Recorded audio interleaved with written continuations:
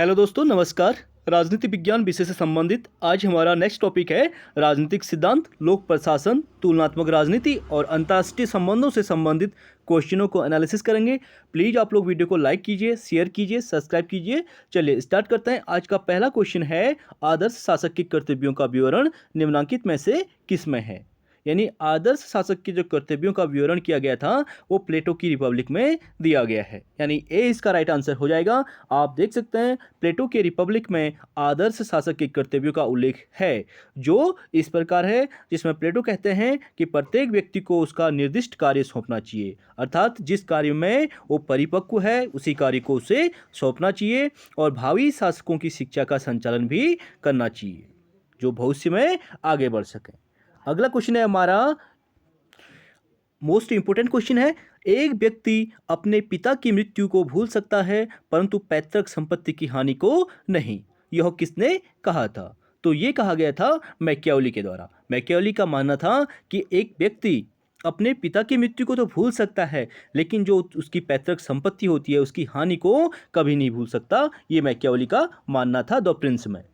आप देख सकते हैं मैकियावेली ने यह कहा है कि एक व्यक्ति अपने पिता की मृत्यु को तो भूल सकता है परंतु पैतृक संपत्ति की हुई हानि को कभी नहीं भूल सकता। ये मैकियावेली का मानना था। अगला क्वेश्चन है, निम्नलिखित में से समुदायवादी दार्शनिक कौन है? ठीक है, तो समुदायवादी विचारक कौन हो जाएंगे? माइकल सैंडल, वॉल्जर, ये सभी समुदायवादी विचारक हैं और बाकी इससे संबंधित नहीं हैं। आप देख सकते हैं माइकल सैंडल समुदायवादी दार्शनिक हैं। आधुनिक राज्य का समुदायवादी दृष्टिकोण माइकल सैंडल, वॉल्जर और टेलर के चिंतन से जुड़ा हुआ है तथा जॉन रॉल्स और डार्किन जैसे उदारवादी विद्वानों की प्रतिक्रिया स्वरूप सामने आया है। अगला क्वेश्चन है, नीचे दिए गए कूट की सहायता से निम्नांकित पुस्तकों के प्रकाशन का कालानुक्रम बताइए। तो इसे देख लेते हैं। तो इसमें सबसे पहले the two treatise of government यानी तीसरा वाला पहले हो जाएगा। ये जॉन लॉक के द्वारा लिखी गई थी। आप देख सकते हैं पहली पुस्तक है the two treatise of government, ये जॉन लॉक के द्वारा लिखी गई थी। उसके बाद एक ग्रामर ऑफ पॉलिटिक्स लास्की के द्वारा लिखी गई थी और नेक्स्ट है anarchy state and utopia, most important book है। रॉबर्ट नॉजिक ने इसमें स्वेच्छातंत्रवाद की बात की थी। और अंत में the end of history and the last man, ये बुक है फ्रांसिस फुकुयामा की। अगला क्वेश्चन हमारा, सूची 1 को सूची 2 से सुमेलित कीजिए, नीचे दिए कूट से सही उत्तर चुनिए।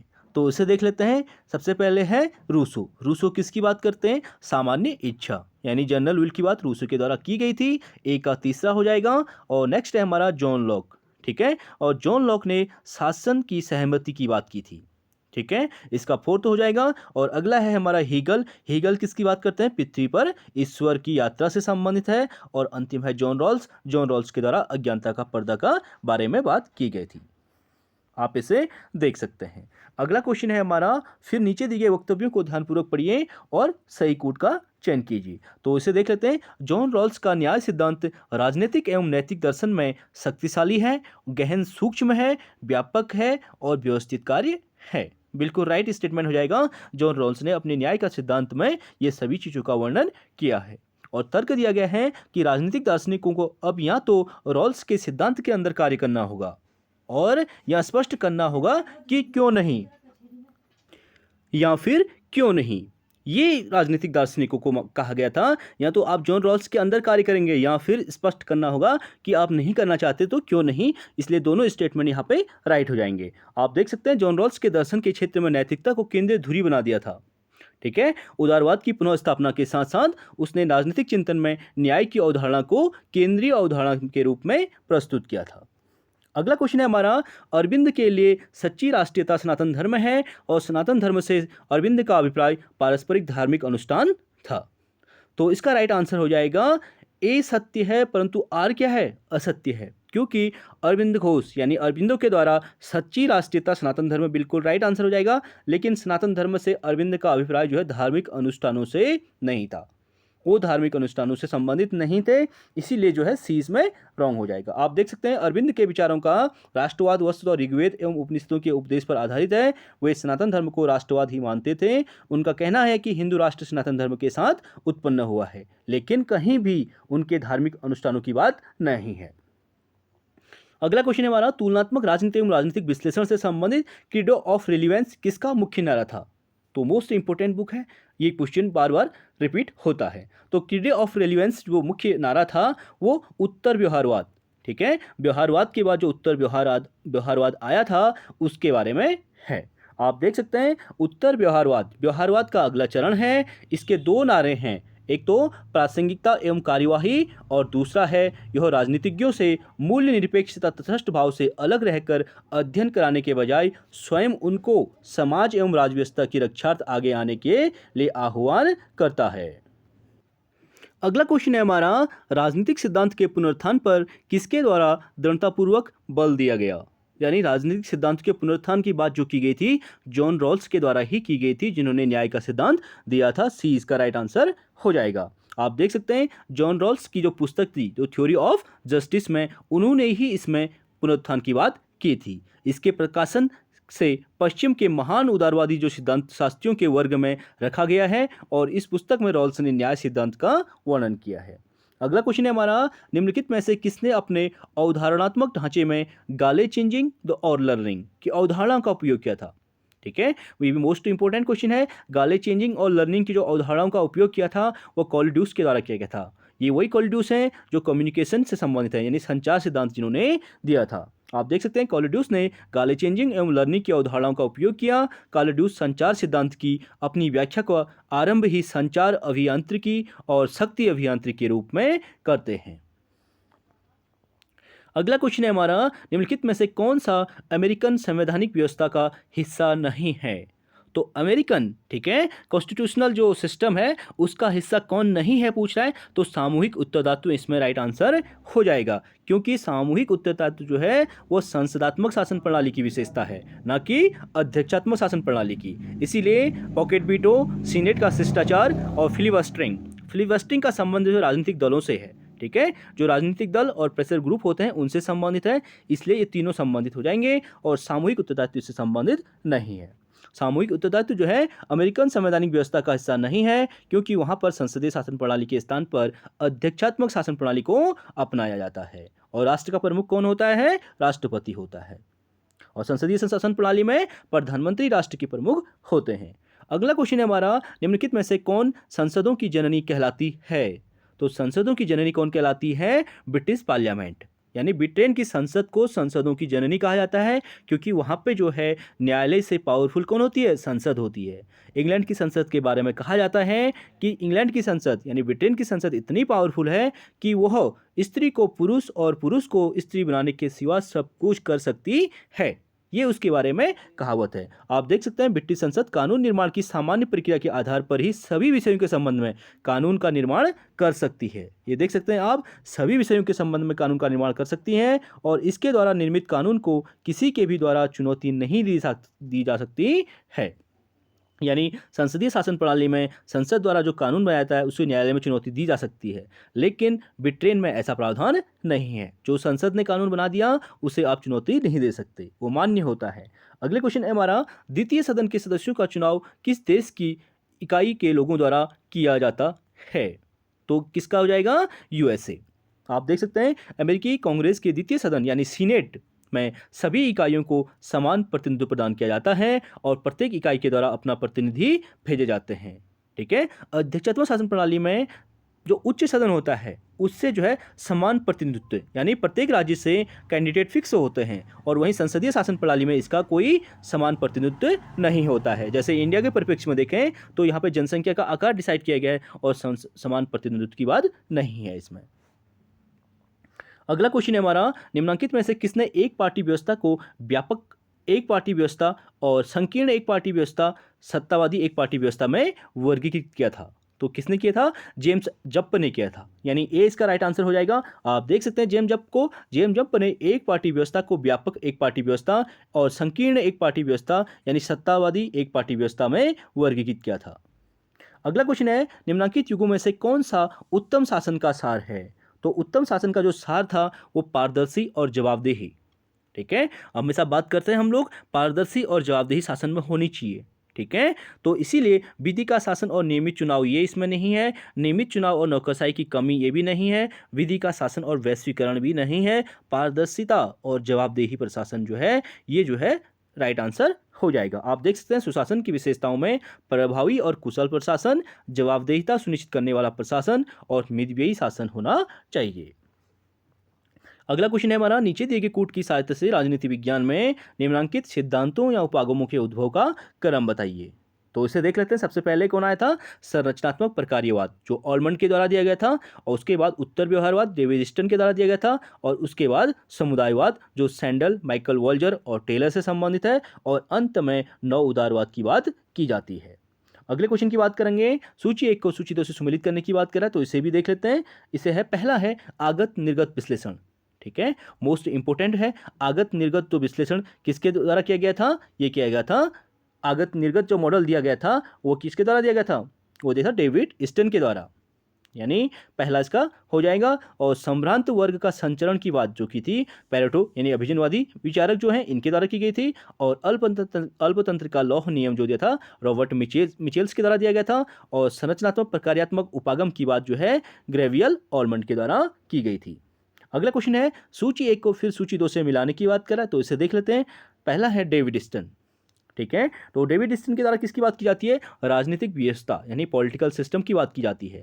सी राइट मिल्स की बात जो है शक्ति अभिजन यानी पावर एलिट की बात जो है सी राइट मिल्स के द्वारा की जाती है। और सी वाला है GDH कोल ने गिल्ड समाजवाद, जो समाजवाद के बाद गिल्ड समाजवाद आता है उसकी बात इनके द्वारा की गई थी। और जो डेरिडा हैं, ठीक है, मैक्स डेरिडा, इनने पोस्ट मॉडर्निज्म यानी उत्तर आधुनिकतावाद की बात की थी। अगला क्वेश्चन है हमारा, नीचे वक्तव्य दिए गए हैं, इनको सही कूट से चयन करना है। तो देख लेते हैं। अभिकथन और तर्क से संबंधित क्वेश्चन है। राजनीतिक आधुनिकता को सामाजिक लामबंदी और आर्थिक विकास का परिणाम समझा जाता है। बिल्कुल राइट स्टेटमेंट हो जाएगा, क्योंकि राजनीतिक जो आधुनिकता को, ठीक है, सामाजिक लामबंदी और आर्थिक विकास, ठीक है, पॉलिटिकल में जब मॉडर्नाइजेशन यानी आधुनिकता आएगी तभी आर्थिक विकास संभव है। और सामाजिक लामबंदी और आर्थिक विकास दोनों विकासशील देशों में काफ़ी दृष्टिगोचर होते हैं। ये इसमें रॉन्ग हो जाएगा। ठीक है, सामाजिक लामबंदी और आर्थिक विकास दोनों विकासशील देशों में काफ़ी दृष्टिगोचर नहीं है। ठीक है, वो विकसित देशों की होना चाहिए था। तो इसलिए इसमें ए राइट हो जाएगा, और ए राइट हो जाएगा, लेकिन आर क्या हो जाएगा? रॉन्ग हो जाएगा। आप देख सकते हैं, राजनीतिक आधुनिकीकरण एक प्रक्रिया है जो साधनों के विवेकपूर्ण प्रयोग पर आधारित होती है और आधुनिक समाज की स्थापना के उद्देश्य से मुक्त होती है। अगला क्वेश्चन है हमारा, फिर अभिकथन और तर्क से संबंधित संप्रेषण सिद्धांत सरकार को सूचना प्रवाह पर आधारित निर्णय व्यवस्था के रूप में लेता है और यह साइबरनेटिक्स मॉडल पर आधारित है। तो मोस्ट इंपोर्टेंट क्वेश्चन है, बिल्कुल स्टेटमेंट से संबंधित क्वेश्चन आजकल बहुत पूछे जा रहे हैं। तो इसका ए राइट आंसर हो जाएगा, यानी ए और आर दोनों सही हैं, और उसका एक्सप्लेनेशन भी बिल्कुल राइट हो जाएगा, क्योंकि जो साइबरनेटिक्स शब्द है ये कम्युनिकेशन थ्योरी से ही संबंधित है, साइबरनेटिक्स से। ठीक है, ये संप्रेषण सिद्धांत से संबंधित है, इसीलिए दोनों स्टेटमेंट राइट हो जाएंगे और एक्सप्लेनेशन भी उसका राइट हो जाएगा। आप देख सकते हैं, विनर के संदेश सिद्धांत है, ठीक है, ये मायरन विनर के द्वारा दिया गया था। साइबरनेटिक्स तथा फीडबैक सिस्टम के अंदर पर संचार सिद्धांत का विकास किया गया। यह सिद्धांत प्रशासन और राजनीति के कुछ निश्चित लक्ष्यों की प्राप्ति के लिए संचालन और समायोजन की प्रक्रियाओं की उपयोगिता को उस अर्थ में देखता है जिसमें संचार वाहन को स्टीयरिंग के द्वारा अभिषिप्त लक्ष्य की ओर तेजी से दौड़ाया जा सकता है। अगला क्वेश्चन हमारा, भारतीय शासन एवं राजनीति से संबंधित भारत में संसद की संयुक्त अधिवेशन की अध्यक्षता कौन करता है? ठीक है, यहाँ पे बात करा ज्वाइंट सिटिंग की, तो ज्वाइंट सिटिंग की अध्यक्षता लोकसभा अध्यक्ष यानी स्पीकर के द्वारा की जाती है। सी इसका राइट आंसर हो जाएगा। आप देख सकते हैं, लोकसभा का अध्यक्ष संसद के दोनों सदनों की संयुक्त बैठक की अध्यक्षता करता है। इसका चुनाव पहली बैठक के पश्चात उपस्थित सदस्यों के बीच से किया जा सकता है। ये आप लोगों के लिए मोस्ट इंपोर्टेंट क्वेश्चन लाए जा रहे हैं। आप विश्वास कीजिए, वीडियो को बार बार अच्छे से देख, क्वेश्चन नोट डाउन कीजिए और देखिए, आपके 50% क्वेश्चन यहीं से पूछे जाएंगे। यूपी पीजीटी की बात करूं, चाहे आरपीएससी की बात करें, चाहे टीजीटी की बात करें। अगला क्वेश्चन है हमारा, न्यूनतम जनसंख्या बताइए जिसके नीचे संविधान के 73वें संशोधन अधिनियम के प्रावधान के अनुसार मध्यस्थ स्तर पर पंचायतों का गठन नहीं किया जाता है। तो किसमें? 20 लाख। ठीक है, जो क्राइटेरिया है वो 20 लाख माना गया है। संविधान के 73वें संशोधन अधिनियम के प्रावधान के अनुसार मध्यस्थ स्तर पर तब पंचायत का गठन करना जरूरी नहीं होता है जब राज्य की जनसंख्या 20 लाख से ऊपर ना हो। अगला क्वेश्चन है हमारा, निम्नलिखित में से कौन स्वराज पार्टी से संबंधित था? तो कौन हो जाएगा स्वराज पार्टी से संबंधित? यहाँ पे संबंधित पार्टी से संबंधित था, तो ये हो जाएंगे सरदार वल्लभ भाई पटेल दिया गया है, सी इसका राइट आंसर हो जाएगा। यानी स्वराज पार्टी की स्थापना 1923 में सी आर दास और मोतीलाल नेहरू के द्वारा की गई थी और उसके सदस्य के रूप में वल्लभ भाई पटेल को भी शामिल किया गया था। जब चौरा चौरी कांड के बाद, ठीक है, सी आर दास महात्मा गांधी से नाराज हो गए थे, उसके बाद उन्होंने अपने अलग पार्टी की मांग की थी और अलग पार्टी बनाई थी। उसी के बाद स्वराज पार्टी की स्थापना होती है। आप देख सकते हैं स्वराज पार्टी का गठन कांग्रेस के विरोध में किया गया था, जिसके अध्यक्ष सी आर दास और मोतीलाल नेहरू बनाए गए थे और मोतीलाल नेहरू को उसका सचिव बनाया गया था और विट्ठल भाई पटेल भी इसके सदस्य थे। और वल्लभ भाई पटेल का इस स्वराज पार्टी से कोई नाता नहीं था, बस इसके सदस्य थे। अगला क्वेश्चन है हमारा, निम्नलिखित में से किस आयोग ने पिछड़े वर्गों यानी क्रीमी लेयर संभ्रांत परत की पहचान की है? क्रीमी लेयर का मतलब है जो पिछड़े वर्ग में जो जिनका स्टैंडर्ड अच्छा हो चुका है, ठीक है, जिनकी आय जो है अब वर्तमान में अच्छी हो चुकी है, उन्हीं को क्रीमी लेयर की श्रेणी में रखा जाता है। तो ये बनाया था बीपी मंडल आयोग के द्वारा, ए इसका राइट आंसर हो जाएगा। आप देख सकते हैं बीपी मंडल आयोग ने यह सिफारिश की कि अन्य पिछड़े वर्गों को क्रीमी लेयर से संबंधित लोगों को आरक्षण की सुविधा से बाहर रखा जाना चाहिए, अर्थात इनका डेवलपमेंट हो चुका है, अब इनको क्या करना चाहिए, यहाँ पे छटनी करनी चाहिए, इनको आरक्षण नहीं दिया जाना चाहिए। इस आयोग का गठन 1979 में किया गया था, यानी ये क्रीमी लेयर के लिए जो गठन किया गया था 1979 में इस आयोग का गठन किया गया था। अगला क्वेश्चन है हमारा, निम्नलिखित में से कौन भारत में संघ राज्य संबंधों से संबंधित नहीं है? तो संघ और राज्य, ठीक है, यानी सेंटर और स्टेट के रिलेशन से संबंधित कौन नहीं है? इंद्रजीत गुप्ता समिति, क्योंकि इंद्रजीत गुप्ता समिति का संबंध चुनाव सुधारों से है, इलेक्शन में इंप्रूवमेंट से संबंधित है, इसीलिए डी इसमें रॉन्ग हो जाएगा। बाकी राजमन्ना समिति, सरकारिया आयोग और पश्चिमी बंगाल सरकार का ज्ञापन जो है ये केंद्र राज्य संबंधों से संबंधित हो जाएगा। आप देख सकते हैं राज्य संघ संबंधों से संबंधित आयोग निम्न प्रकार हैं, जैसे पहला है राजमन्ना समिति 1969 में बनाई गई थी, उसके बाद सरकारिया आयोग बनाया गया था, केंद्र और राज्यों के संबंधों से संबंधित है 1983, मोस्ट इंपोर्टेंट है सरकारिया आयोग, और उसके बाद पश्चिमी बंगाल सरकार ज्ञापन 1977 में बनाया गया था। अगला क्वेश्चन है हमारा, निम्नलिखित में से कौन सा युग्म सही सुमेलित नहीं है कह रहा है? तो इसे देख लेते हैं। मोतीलाल नेहरू, नेहरू रिपोर्ट बिल्कुल राइट आंसर हो जाएगा, 1928 में दी गई थी। एम ए जिन्ना खिलाफत आंदोलन, ये इसमें रॉन्ग हो जाएगा, जिन्ना खिलाफत आंदोलन से संबंधित नहीं है। और एम के गांधी चंपारण आंदोलन 1917 बिल्कुल राइट हो जाएगा। और सुभाष चंद्र बोस ने फॉरवर्ड ब्लॉक की स्थापना 1939, ठीक है, 1939 में की थी, ये भी राइट हो जाएगा, इसलिए बी वाला इसमें रॉन्ग हो जाएगा, आप इसे देख सकते हैं। अगला टॉपिक है हमारा लोक प्रशासन से संबंधित, एडमिनिस्ट्रेटिव स्टेट नामक पुस्तक के लेखक कौन है? मोस्ट इंपोर्टेंट बुक है एडमिनिस्ट्रेटिव स्टेट, जो बुक लिखी गई थी ड्वाइट वाल्डो के द्वारा लिखी गई थी, यानी पहला इसका राइट आंसर हो जाएगा। आप देख सकते हैं एडमिनिस्ट्रेटिव स्टेट नामक पुस्तक के लेखक ड्वाइट वाल्डो हैं।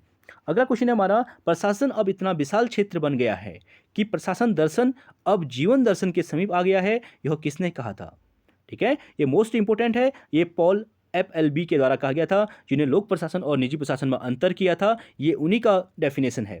प्रशासन अब इतना विशाल क्षेत्र बन गया है कि प्रशासन दर्शन अब क्या हो गया, जीवन के दर्शन के समीप आ गया है, ये पॉल FLB के द्वारा कहा गया था।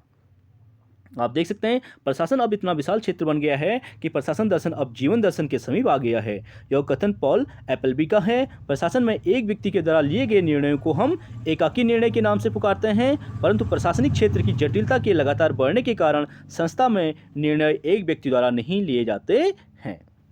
अगला क्वेश्चन है, लोक निगम प्रकार का प्रशासन क्या हासिल करने की चेष्टा करता है? तो लोक निगम का जो प्रकार का प्रशासन है वो करता है सार्वजनिक जवाबदेहिता की बात करता है, ठीक है, किसी भी काम में प्रशासन में जवाबदेहिता होनी चाहिए, यानी सार्वजनिक जवाबदेहिता का कारोबारी दक्षता के साथ मिश्रण इसमें प्रयोग होना चाहिए।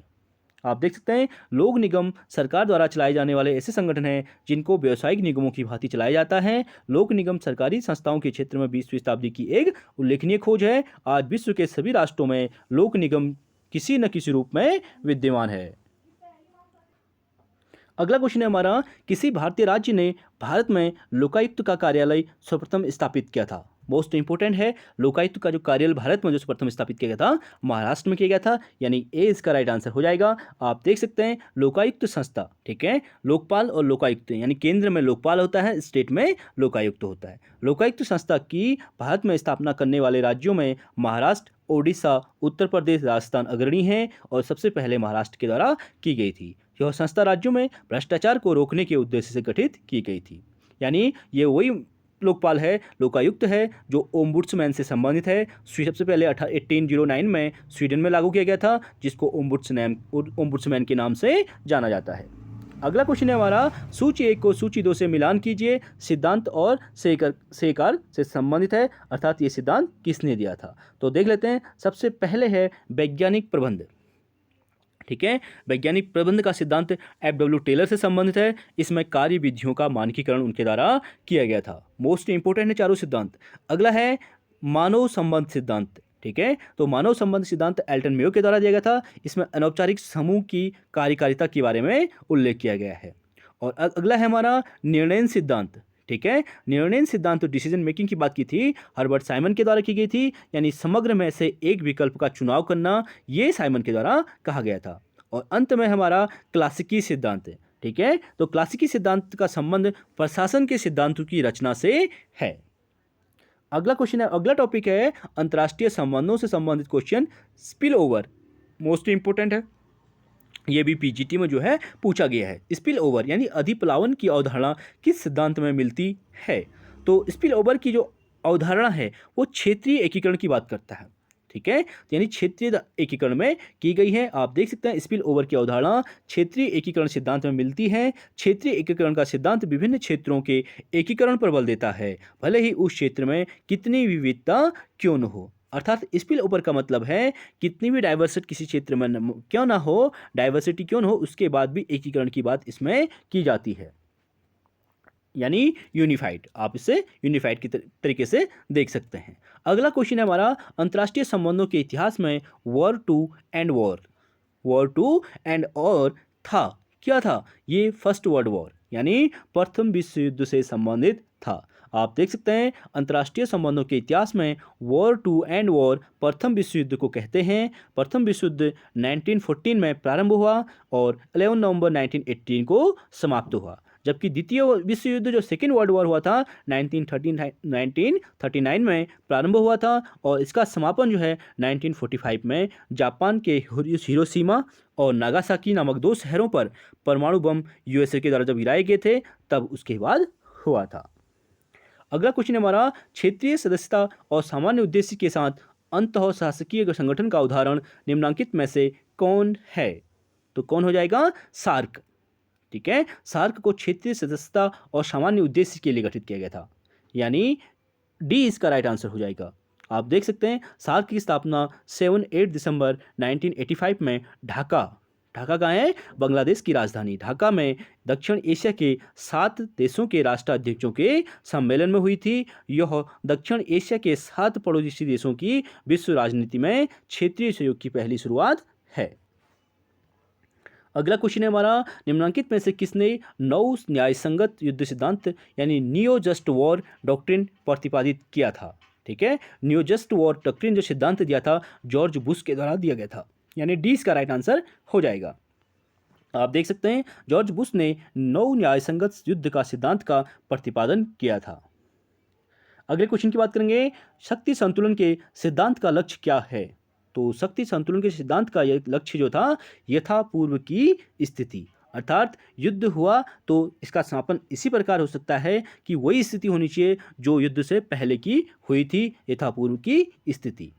शक्ति संतुलन के सिद्धांत का लक्ष्य यथापूर्व स्थिति है। शक्ति संतुलन के समर्थक इस बात की वकालत करते हैं कि यह अंतर्राष्ट्रीय राजनीति का प्राकृतिक सिद्धांत है और राष्ट्रों के मध्य शक्ति में संघर्ष में संतुलन और तुल्य भागीता का सिद्धांत ही केवल विश्व में शांति की स्थापना कर सकता है। अगला क्वेश्चन है हमारा, सूची 1 को सूची 2 से मिलाने की बात कर रहा है। वैश्वीकरण का विवरण और लेखक दिया गया है, तो इसे देख लेते हैं। तो सबसे पहले है सामाजिक संबंध। सामाजिक संबंध मोस्ट इंपोर्टेंट है। ये सभी सामाजिक संबंधों की बात गिडेंस के द्वारा की गई थी और विश्व अर्थव्यवस्था का एकीकरण जो किया था गिटपिन के द्वारा किया गया था, ठीक है। विश्व अर्थव्यवस्था का एकीकरण करने का जो काम किया था गेटपिन ने किया था, और क्षेत्रीयकरण की बात जो सोल्टे के द्वारा की गई थी, और समय क्षेत्र दबाव की बात हार्वे के द्वारा की गई थी। अगले क्वेश्चन की बात करेंगे, सूची 1 को सूची 2 से फिर मिलाने की बात कर रहा है। उद्देश्य और सदस्यता और संगठन, यानी कौन से संगठन का क्या उद्देश्य है उससे संबंधित है, तो इसे देख लेते हैं। वैश्विक सदस्यता एवं सामान्य उद्देश्य संगठन की बात कौन करता है? यूएनओ, यूनाइटेड नेशन ऑर्गेनाइजेशन जो है वैश्विक सदस्यता एवं सामान्य उद्देश्य संगठन की बात यूएनओ के द्वारा की जाती है। और वर्तमान में यूएनओ के कितने देश हैं? 193 देश इसमें सम्मिलित हैं। और क्षेत्रीय सदस्यता और सामान्य उद्देश्य, यानी क्षेत्रीय सदस्यता की बात कौन करता है? यूरोपीय यूनियन करता है। ठीक है, यूरोपीय यूनियन के द्वारा क्षेत्रीय सदस्यता की बात की जाती है, और उसके उद्देश्य भी सामान्य संगठन की बात करता है। और क्षेत्रीय सदस्यता और सीमित उद्देश्य, अब सीमित उद्देश्य की बात करता है NATO, यानी नाटो। नाटो क्षेत्रीय सदस्यता और सीमित उद्देश्य की बात। और लास्ट है हमारा वैश्विक सदस्यता और सीमित उद्देश्य, यानी वैश्विक सदस्यता और सीमित उद्देश्य की बात करता है ILO, इंटरनेशनल लेबर ऑर्गेनाइजेशन जो है वैश्विक सदस्यता और सीमित उद्देश्य की बात करता है। अगले क्वेश्चन की बात करेंगे, फिर सूची 1 को सूची 2 से मिलाने की बात कर रहा है। प्लीज़ आप लोग इनको नोट डाउन कीजिए, ये वीडियो पॉज करके नोट डाउन कर सकते हैं, मोस्ट इंपॉर्टेंट है। और इससे आपका 1 से 5 क्वेश्चन तक आपके कंप्लीट होते हैं। अगला क्वेश्चन फिर सूची 1 के सूची 2 से मिलाने की बात कर रहा है, तो इसे भी देख लेते हैं, सूची 1 और सूची 2 को संबंध। तो इसका पहला है रीगा की सूक्ति। ठीक है, तो रीगा की सूक्ति का संबंध कोल्ड वॉर से है, यानी शीत युद्ध के उद्भव से है। अगला है सिनाट्रा सिद्धांत। जो सिनाट्रा सिद्धांत दिया गया था पूर्वी यूरोपियन मित्र राष्ट्रों के द्वारा दिया गया था। और माल्टा सम्मेलन का संबंध भी शीत युद्ध का अंत से संबंधित है, यानी रीगा सूक्ति जो है कोल्ड वॉर के उद्भव से है, और माल्टा सम्मेलन का संबंध कोल्ड वॉर के एंड से है। और अंतिम है हमारा डी वाला जेनेवा उपसंधि प्रोटोकॉल। और जेनेवा उपसंधि प्रोटोकॉल के तहत रासायनिक शस्त्रों का उपयोग अवैध घोषित करने की बात कही गई थी। इसका डी का ये राइट आंसर हो जाएगा। अगला क्वेश्चन है हमारा, फिर सूची 1 को सूची 2 से मिलाने की बात कर रहा है, तो इसे देख लेते हैं, ये भी इंपॉर्टेंट है। डेट दी गई है गोवा की स्वतंत्रता। ठीक है, तो गोवा की स्वतंत्रता जो की गई थी कब की गई थी? यानी 1961 में। गोवा को जो पुर्तगालियों से कब छीना गया था? 1961, इसलिए पहला हो जाएगा। और आंतरिक आरोपण की बात 1975 में की गई थी इंदिरा गांधी के शासनकाल में, और इंदिरा गांधी की उसी के बाद मृत्यु होती है 1984 में। और पोखरण विस्फोट जो है इंदिरा गांधी के द्वारा ही किया गया था 1974 में। अगला क्वेश्चन है हमारा, निम्नलिखित सिद्धांतों को उद्घोषित होने का सही क्रम बताइए। ये मोस्ट इंपोर्टेंट क्वेश्चन है। ठीक है, तो इसे देख लेते हैं। सबसे पहले आया था मुनरो सिद्धांत। ठीक है, ये अमेरिका के जो है राष्ट्रपति थे मुनरो सिद्धांत, इनके द्वारा दिया गया था मुनरो थ्योरी। ठीक है, 1823 में दी गई थी। उसके बाद ट्रूमैन सिद्धांत आता है, और उसके बाद आइजनहावर सिद्धांत आता है, और अंत में निक्सन सिद्धांत। यानी ये सभी जो है अमेरिकन राष्ट्रपति हैं, अपने अपने जो सिद्धांत इन्होंने स्टेटमेंट दिए थे ये उसी से संबंधित हैं। अगला क्वेश्चन है हमारा, यूएनओ के निम्नांकित सेक्रेटरी जनरलों को उनकी नियुक्ति के समय क्रम में व्यवस्थित करने की बात कर रहा है, तो इसे देख लेते हैं। सबसे पहले ट्रिग्वेली आ जाएंगे, यानी ट्रिग्वेली आ जाएंगे। उसके बाद डैग हैमरशोल्ड आ जाएंगे। डैग हैमरशोल्ड के बाद यूथोंट आ जाएंगे। यूथोंट के बाद कुर्ट वाल्डहीम अंतिम हो जाएंगे। आप देख सकते हैं यूएनओ के सेक्रेटरी जनरलों को नियुक्ति का जो क्रम है ये है, यानी सबसे पहले ट्रिग्वेली, उसके बाद डैग हैमरशोल्ड, उसके बाद यूथोंट, उसके बाद कुर्ट वाल्डहीम। अगला क्वेश्चन है हमारा, नीचे दिए गए वक्तव्यों को ध्यानपूर्वक पढ़िए और नीचे दिए गए कूट से सही उत्तर चुनिए। आप देख लेते हैं अभिकथन और कारण। ठीक है, अभिकथन और कारण वाले क्वेश्चन आप बिल्कुल आराम से देखिएगा। इससे संबंधित क्वेश्चन नेट और पीजीटी में बहुत ज़्यादा पूछे जा रहे हैं। यानी मैक्स वेबर की आदर्श प्रकार की नौकरशाही विकासशील देशों के लिए उपयुक्त नहीं है, और वेबरियन नौकरशाही में नियमों और विनियमों की बहुत अधिकता है। बिल्कुल दोनों स्टेटमेंट राइट हो जाएंगे। मैक्स वेबर की जो आदर्श प्रकार की नौकरशाही जो है विकासशील देशों के लिए नहीं है। किसके लिए है? ये विकसित देशों के लिए है।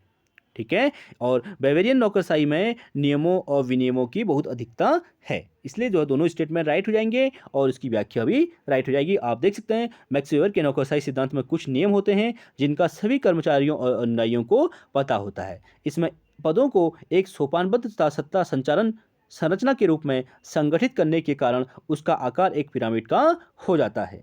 अगले क्वेश्चन की बात करेंगे, फिर अभिकथन और तर्क से संबंधित है। भारत नाभिकीय शस्त्र राज्य है, ठीक है, और कह रहा है कि भारत ने एनपीटी पर हस्ताक्षर नहीं किए हैं। बिल्कुल राइट, दोनों स्टेटमेंट हो जाएंगे क्योंकि भारत एक नाभिकीय शास्त्र है, नाभिकीय राज्य है, शस्त्र राज्य है, ठीक है। परमाणु का परीक्षण हम कर चुके हैं, इसलिए भारत भी नाभिकीय शस्त्र राज्य है। और भारत ने एनपीटी, ठीक है, एनपीटी पर सिग्नेचर नहीं किए हैं। बिल्कुल ये भी राइट आंसर हो जाएगा। भारत, चाइना और पाकिस्तान ये सभी ने इसमें सिग्नेचर नहीं किए हैं। और क्यों नहीं किए हैं इसके बारे में देख सकते हैं। भारत, फ्रांस, चीन, ब्राज़ील ने एनपीटी पर हस्ताक्षर नहीं किया है। एनपीटी संधि का पूरा नाम है नॉन प्रीलिफरेशन ट्रीटी। यह संधि 1968 में की गई थी तथा इस संधि का मुख्य उद्देश्य वैश्विक स्तर पर परमाणु शस्त्रों के प्रसार को रोकना था, इसीलिए ये एनपीटी लाई गई थी। अगला क्वेश्चन फिर हमारा अभिकथन और तर्क से संबंधित क्वेश्चन है। सदस्य राज्यों की क्षेत्रीय अखंडता को एनओ द्वारा सामूहिक सुरक्षा के सिद्धांत के अंतर्गत सुरक्षित करने की चेष्टा की जाती है और राज्यों को युद्ध करने का अधिकार है, ठीक है। तो पहला तो राइट हो जाएगा, लेकिन राज्यों को युद्ध करने का अधिकार है ये इसमें रॉन्ग हो जाएगा। किसी भी राज्य को युद्ध करने का अधिकार नहीं है भाई, इसीलिए आर जो है इसका तर्क जो है रॉन्ग हो जाएगा, यानी ए राइट है और तर्क क्या है, रॉन्ग हो जाएगा। सदस्य राज्यों की क्षेत्रीय अखंडता को एनओ द्वारा सामूहिक सुरक्षा के सिद्धांत के अंतर्गत सुरक्षित रख करने की चेष्टा की जाती है। बिल्कुल राइट आंसर ये हो जाएगा, ठीक है। जो सामूहिक गठबंधन करते हैं ये सामूहिक सुरक्षा के लिए ही किए जाते हैं, इसलिए पहला राइट हो जाएगा और आर इसका रॉन्ग आंसर हो जाएगा। आप देख सकते हैं सामूहिक सुरक्षा की अवधारणा के अंतर्गत यह माना जाता है कि किसी भी राष्ट्र की सुरक्षा अंतर्राष्ट्रीय सुरक्षा का हिस्सा एवं अभिन्न अंग होती है।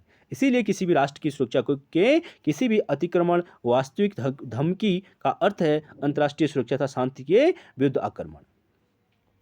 तो चलिए फ्रेंड्स, आज के लिए इतना ही, बाकी नेक्स्ट वीडियो में करेंगे। प्लीज़ आप लोग वीडियो को लाइक कीजिए, शेयर कीजिए, सब्सक्राइब कीजिए। आई होप आप लोगों को वीडियो पसंद आई होगी। Thank you so much.